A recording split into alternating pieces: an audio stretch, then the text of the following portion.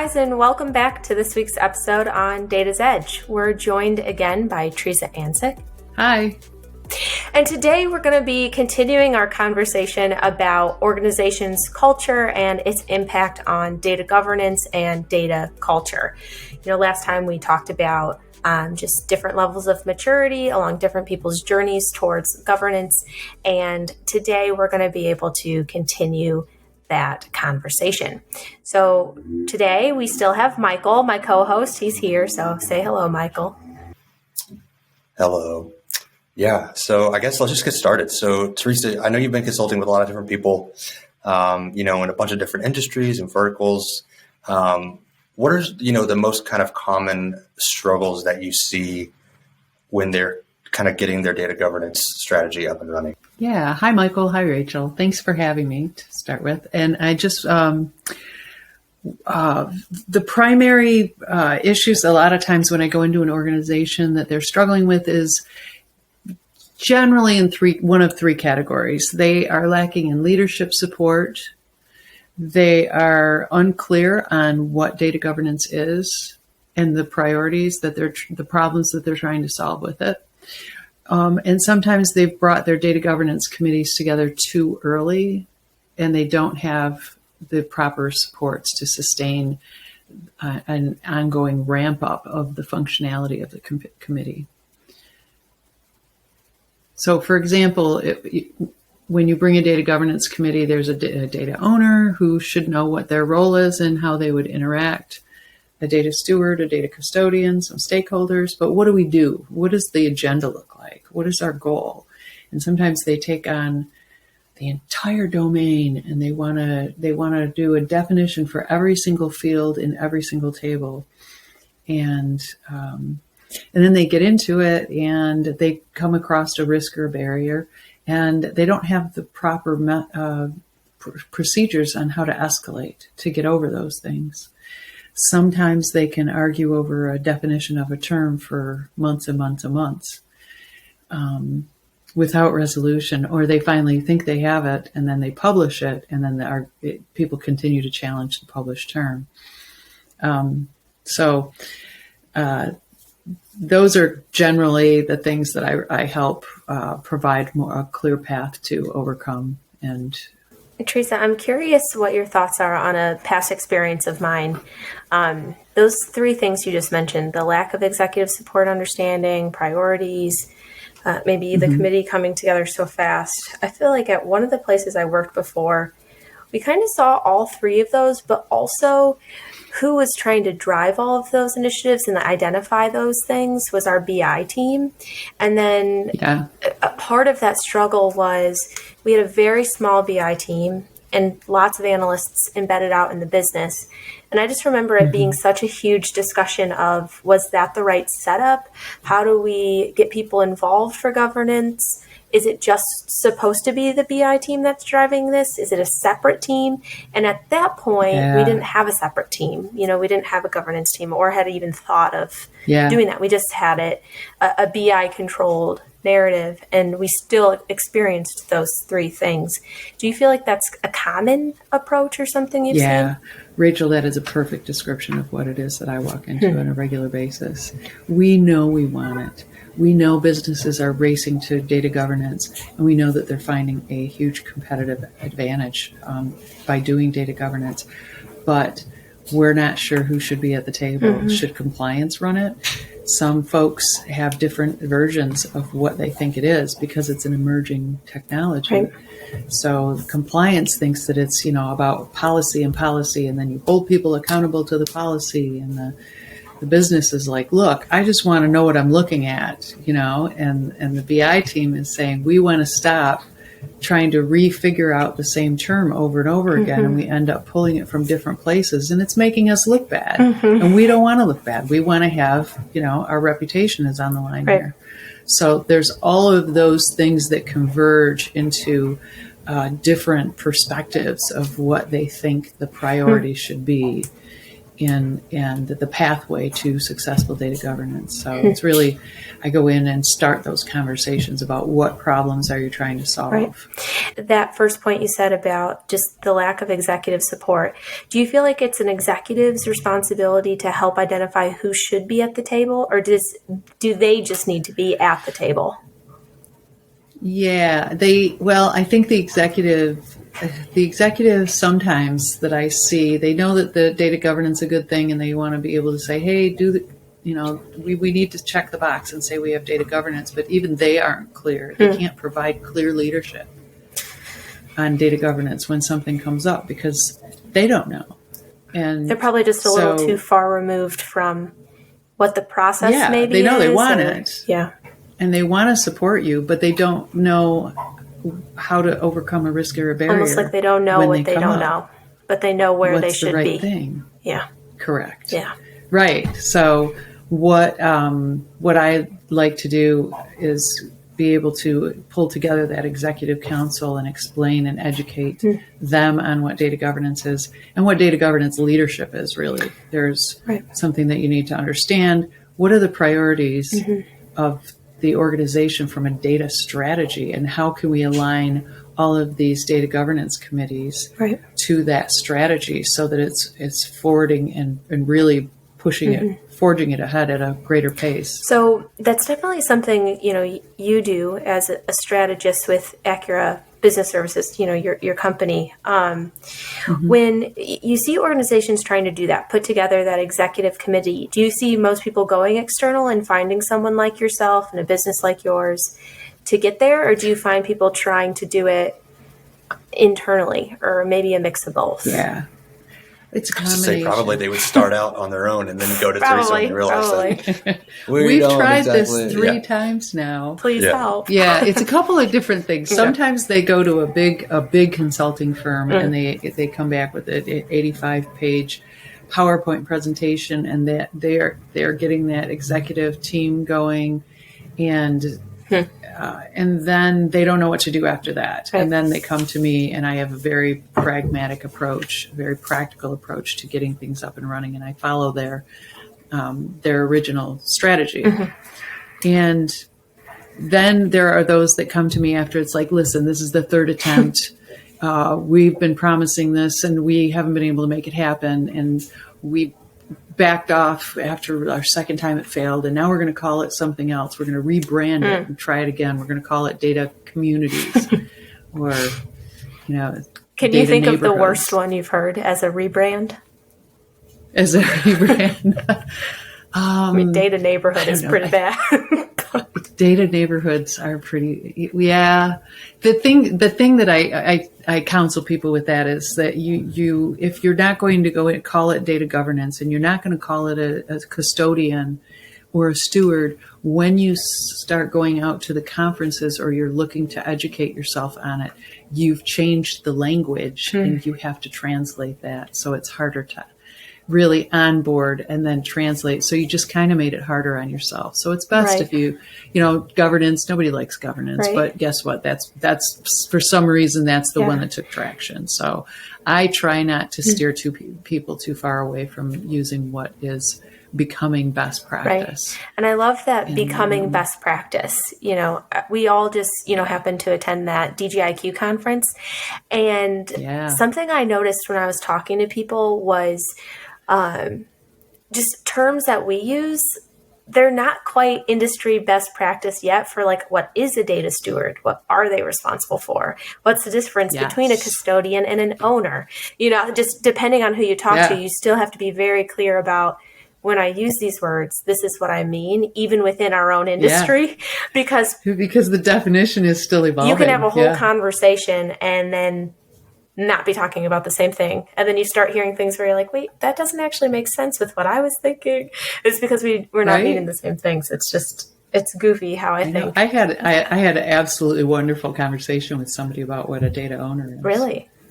And for them, a data owner was somebody that provided access control. And and for someone else, a data owner is somebody that's high up in the organization that has influence over the business process and provides leadership for the data governance committee over the domain, but they do not do access controls. They do not do secure because they're on the business side.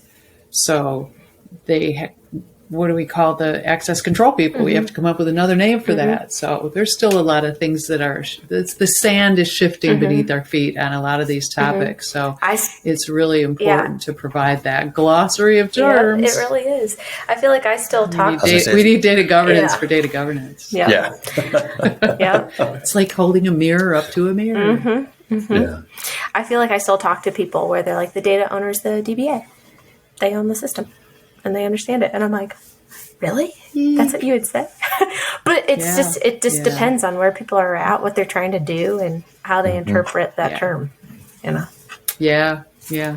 I was working with a company last week, and after a long period of time of putting up the policies and pulling together the right support, we had our first official data governance team meeting. And we had fun. We got things done. Everybody was supercharged. They knew what their role was. They knew who to go to. And it's because we spent, 4 weeks of training on both their role and how they would interact with the tool and how well that we were going to support them. They were going to have me as a strategist supporting them. And also we took the time to set up the office of the data governor so that they were able to work. That's awesome. Yeah, it was really cool. It was good. It was good because they were like, "Oh my God, they're putting me back on a data governance committee. We've already tried to do this twice. Why don't you just shoot me?" Oh no! I was like, "No, I promise. This time it won't hurt. This time it will be smooth sailing with expected challenges that we've anticipated." Yeah. But I didn't try to take on the whole domain either. We started off. We're going to do a progressive approach. We're going to start off with identifying all of the reports and what each one does, and we're going to have fun and work hard doing it. It worked great. Yeah, I was going to say, it sounds like a lot of those that you were talking about earlier, like it's like they start too big, and then when it doesn't work, they're like, "Oh, well, that's just never going to work." And it's like, well, if you start too big with anything, like it's so easy to just give up on it, Yeah. Or you have a data owner who's like, "Okay, I don't know what's going on here. I don't know how to lead. I'm going to dip out," right? And they dip out on they leave a data owner shaped hole in the door, and then you've got a committee, and because they're higher up, you don't have anybody that's like, "Hey, dude, you got to go lead this team," and they're like, "No, I don't like it." I don't like it. Oh, no. I don't like it. I don't want to do this. Not for me. Yeah. Or you have, anybody on any team member can dip out, and it's like you really need to be able to keep those wheels moving. So when you are working with these people then, so say you have got that executive support, right? There's someone in the room and there's some buy-in there. That's my favorite. The hardest thing to fix when you go in and somebody's like, "Hey, we need your help." The hardest thing to fix is the lack of executive understanding and support. And I feel like that makes sense when you think about what their role is. Traditionally, it does make sense for them to want to have a role in data governance because overall long-term strategy things would be better. But just trying to get an executive, and not all executives are the same, obviously, but trying to get someone in one of those roles where they just have different priorities naturally. They already are really busy and asking something new.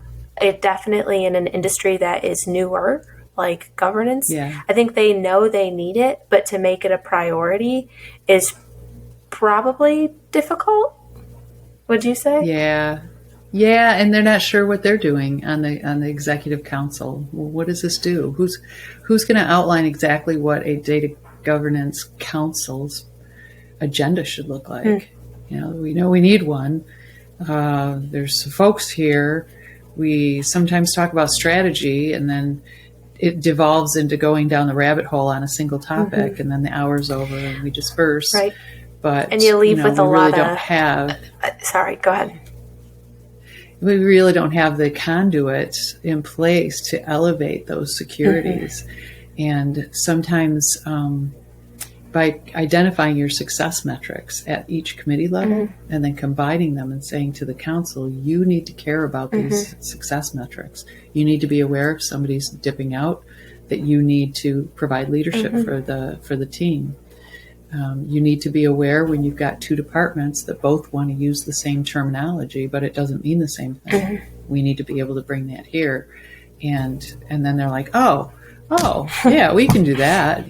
They just don't, and it's getting in there for that, clarification and having that data governance office team provide the communication and bring that to the council for leadership and instruction. Yeah, I was thinking while you were talking that, so say they even are bought in. I feel like it'd be very easy in one of those executive committees to end with a long list of circle backs and to-dos, and unless you're very clear on who is the foot runner for this, who is communicating this to the business, because they could be bought in and they could want something great and they can identify what that greatness is, but unless there's the other people that are going to carry it out to the business to know, I use this word, you use that word, what do they mean, and let's talk about it. And then let's communicate it. I could see that as maybe a source of failure if okay, you have your executive buy-in, but it doesn't stop there. We all need to be aligned on what these priorities are. You have to be able to make the call when you've got to, a lot of times you've got acronyms that are being used in 3 different areas and it's the same acronym. What do you do? But it's really providing leadership over things like that and the different struggles, and when is the right time to start another committee, and do we have the capacity, and are we getting the benefits that we expected to get? Are we getting the return on our investment? And being able to create a data governance team that can provide those metrics and return on investment to the committee and the risks and barriers and struggles of the committee teams and successes is really, really, critical. And without that piece, you can do data governance, but it's more of a, what did they call it? It's more of a passive data governance is the emerging term. It's being called passive data governance, where it's really run by the BI team, and we don't have all the players at the table. We don't have executive support, but we do have a catalog of terms. We have collected some reusable code in some place. We have the ability to do lineage. And so you're getting some of the benefits of data governance, but you've got a passive program that isn't as outreach. Those are those give you a really solid foundation to grow your program out to. Yeah, no, I was going to ask, do you think it's easier to kind of start from scratch, or to start from kind of that passive, approach that they have to where? I don't think I've ever been able. Usually start from scratch. Oh, that landed on me weird. Usually if you go into a company, there's always pockets of people that are already highly enthusiastic about data governance. And there's probably pockets and footholds within the organization where it's like, hey, we're trying to do data governance. And they're like, oh my gosh, I've been telling them they've needed governance for a long time. And I'm like, okay, what do you got? What do you think it means? Let's decide on what it means and let's do our problem statement and then start from there. So, but we do have the ability to do a maturity model assessment and explain what they have and provide a roadmap of what benefits you're going to get if you take it in this direction. And if you invest in that direction, you'll have these benefits. When we think about that ROI or those benefits, do you see those being, specific to industry, or do you feel like data governance across these different verticals you've worked in, are people kind of looking for the same thing? Is it just time to value? Is it efficiency? Is it ease of data access? Or do you feel like when you're in these committees, when they're trying to decide what ROI do we expect to see, are they specific or are they kind of general? Hey, we retired some old reports that we no longer use and now people know which one to choose. Yeah. Or is it, hey, we all agree on how we calculate this one term. We corrected dashboards. Now we have the right term, and now we're making more money because we're making better decisions. Or that's a very open-ended question. But do you feel like these? That's so hard to calculate too. It is. Like, it is. how many how do you know decisions that? are you How do you making see that? That's something that I have a difficult time sometimes answering when people are like, "Well, what ROI do you get with governance?" I'm like, it's so much. But then when you specifically try to give a value or a monetary value, because there is, but like, how do you set what those priorities are to yield certain results, or can you do that? Or is it more just like business will start to be more efficient everywhere? Well, let's do a whole episode just on ROI. Done. Because it is so elusive. Yep. And there's tangible ROI and intangible ROI. And sometimes, you go to the problem statement, it's like, listen, I just want to know that when I look at a report that number's accurate. And I want to understand what it means. I'm tired of asking the same question and getting 6 different answers from 6 different people. So, and then you just start talking about data literacy in an organization and what the benefit is of that data literacy. But there's a lot of other advantages to doing it too. Right. You're going to get back some of your capacity. We've created reusable code to support the terms. So in the past, somebody would request a report. It would go in the backlog. You'd get a BA. The BA would reach out, and the 2 people would decide on what the term is and where they should get it. And good enough. Move it, move it to the production. And the next person asks for the same information may get a different BA with a different source and a different definition. So that's really one of the biggest benefits is that your terminology, you're going to be able to decide exactly the right source for what it means to the organization and where it should come from. Yeah. So all I can think of is my experience, and I've worked for very small companies my whole career. And that exact thing you just said was a problem. And we had under 20 analysts in the whole company. So I'm thinking these really large organizations where they're, thousands and thousands of people spread out through the whole world. I can only imagine how, when you need to make a decision that impacts the whole company. Yeah, we had a contest on how many widgets are we going to sell this month, and whoever can guess closest to the number of widgets we sell is going to get a free gift card. So my team is running this contest. We all put our guesses in, and the last day of the month comes, and first day of the next month, and we're like, okay, who won the contest? We had 3 different answers. For widgets sold. For how many widgets we sold that month. Yep, sounds familiar. 3 different answers. When you go to the finance, they make certain adjustments to their widgets because they're doing some amortization or some adjustments for widgets that were mid-sale and whether you can move it back to the month that they started the quote process and to the next. So their number is different on the books than the number that's in the application that is transaction What based. actually left inventory. And then you've got the one that left inventory. So it's like, well, what number are we going to use? And now who won the contest? And I was like, well, there you have it. This is a problem. When we ask that question, what do we get and what does it mean and where's the source? So yeah, it's funny how just those very simple questions aren't simple. I remember like a 6-month process at somewhere I worked to try to answer the question, how many new hires did we have this month? Or what's our head count of employees this month? And it was just so hard because you'd have to take in consideration, we would have temporary workers, or we'd have people retire, or we'd have interns, or we'd have all these things where it's like, do you consider an intern a full-time employee or do we not? Do we count it towards headcount or do we not?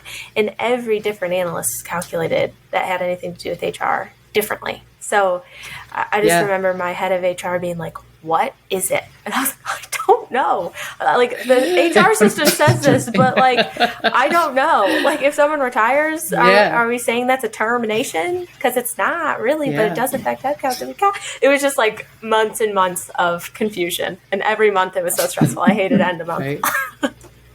One of my favorite conversations in data, there's many, was when I was we were trying to figure out how many babies were born in that month, right? So it was literally, what if the baby was born on the steps of the hospital? Do we count it? Do we count? But did they Really?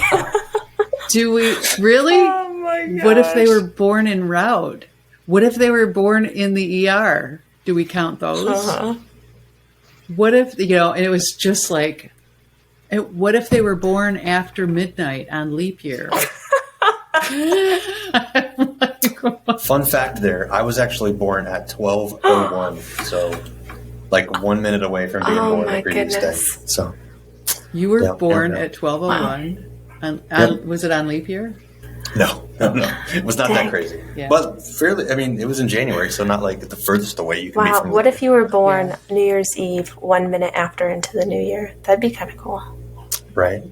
I think that they give the, now that you say that, I'm pretty sure that they give, or I've heard this, I don't know if it's true, but that they give the first baby born, and like the first baby born at the beginning of the year, they give them like a scholarship or something like that. I've always heard that. They did that especially for Y2K, the first baby born in the 2000s. Oh yeah, they made a big deal out of that. So my sister was born on leap year. Oh my February gosh! 29th, and my mom told us that, and I don't know if this is a common practice, but if you were born on February 29th before noon, they moved your birth date and your birth certificate officially back to February 28th. No way.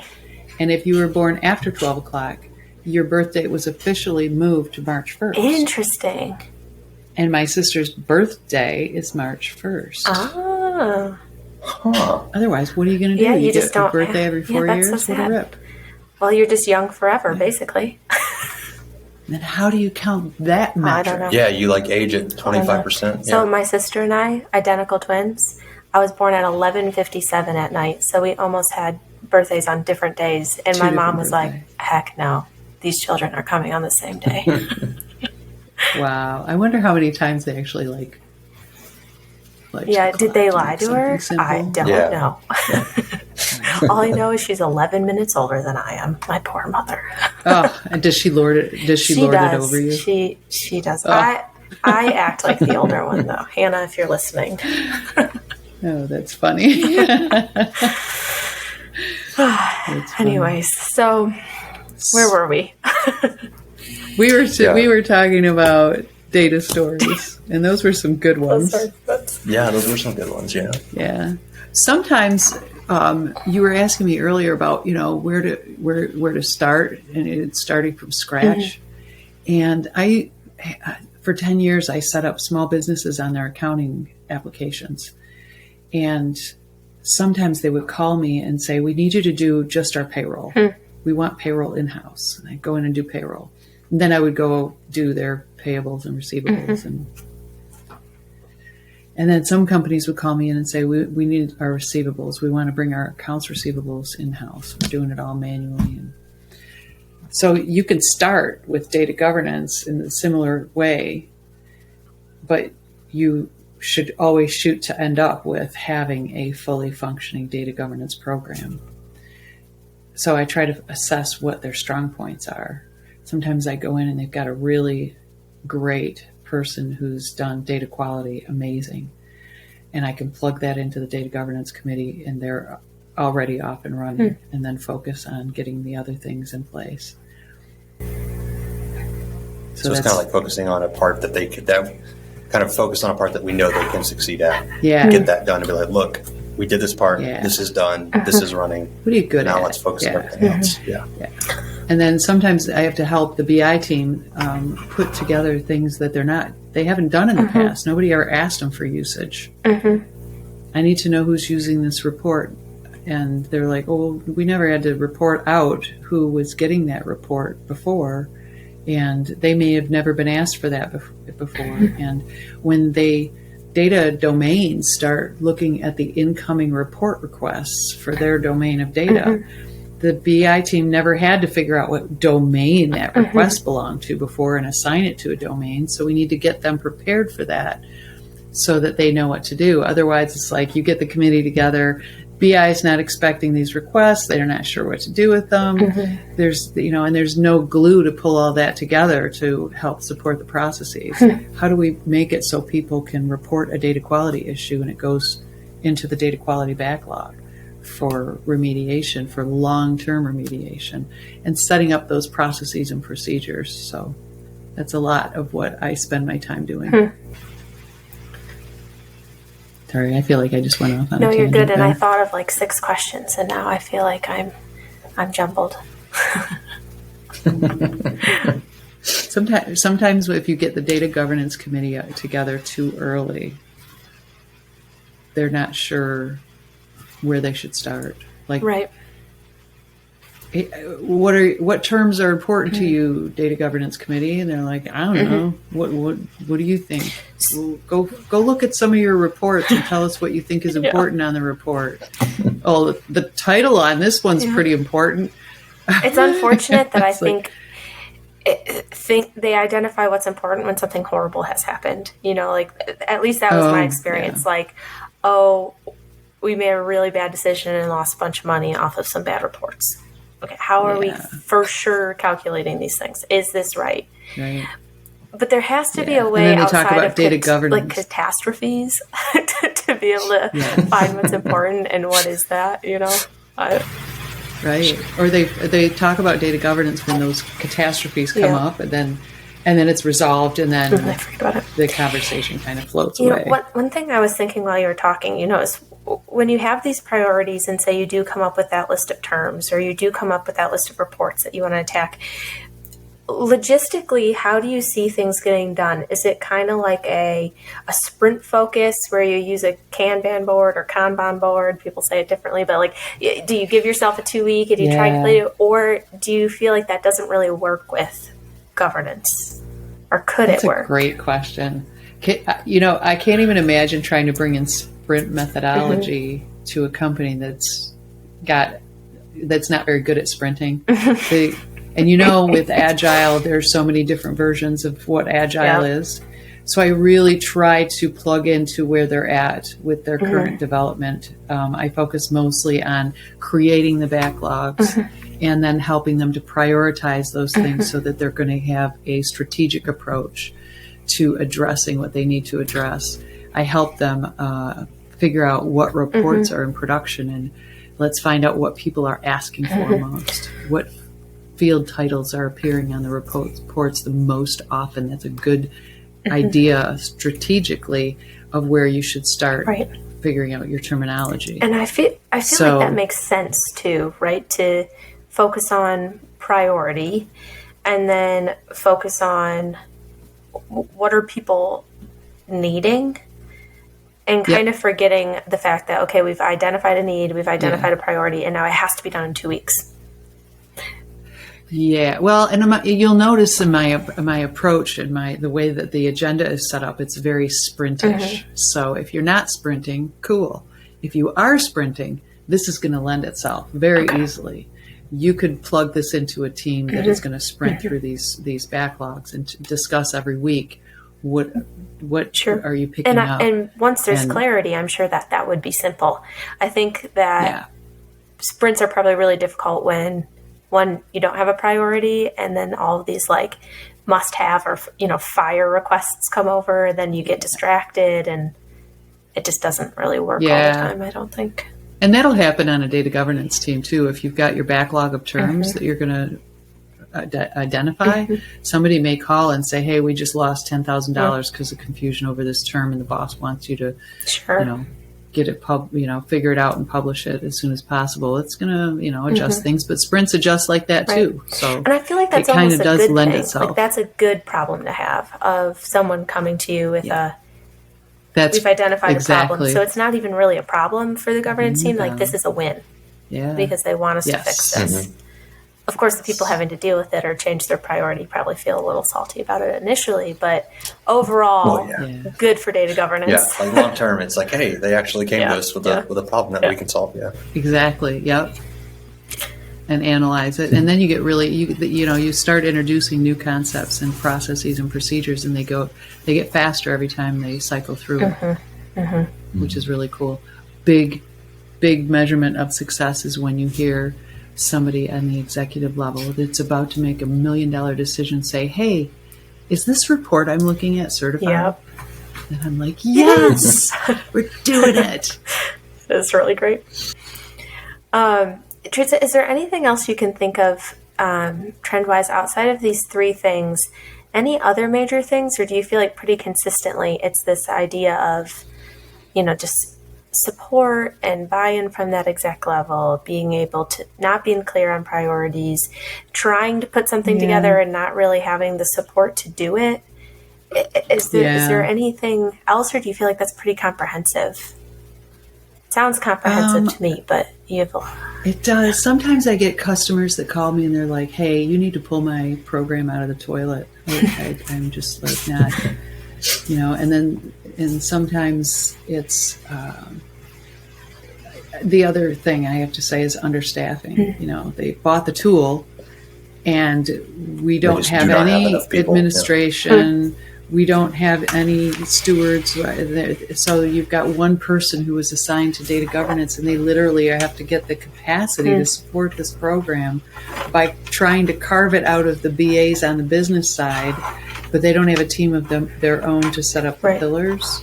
So a lot of times it's just a lack of resources and a understanding of what it is to take a serious approach. I feel like I've only just recently seen job titles positioned with governance in them. Do you feel like that's something you've noticed, or are we rebranding, or have these roles existed before, or have I just suddenly started noticing them?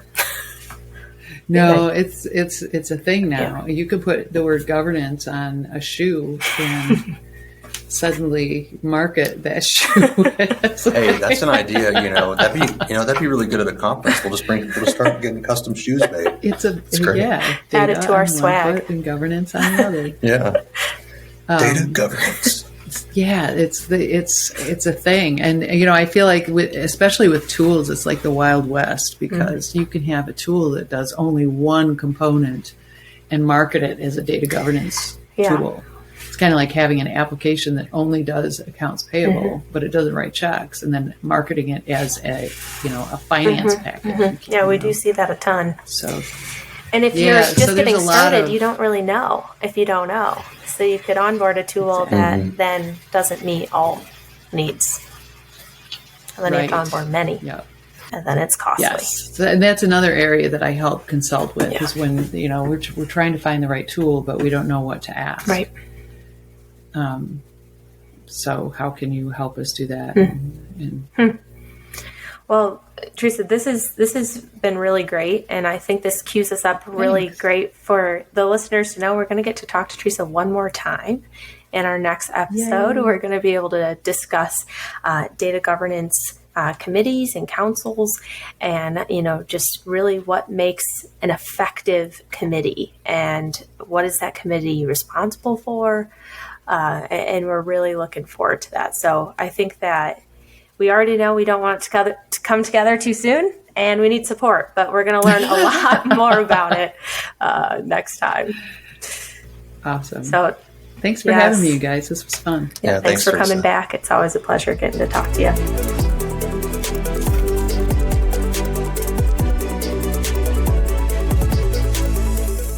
Data's Edge is produced and sponsored by Ovaledge, a data catalog and end-to-end governance suite. For more information on Ovaledge or Data's Edge, head to ovaledge.com. Data's Edge is available on Spotify, Apple Podcasts, or wherever you listen to podcasts.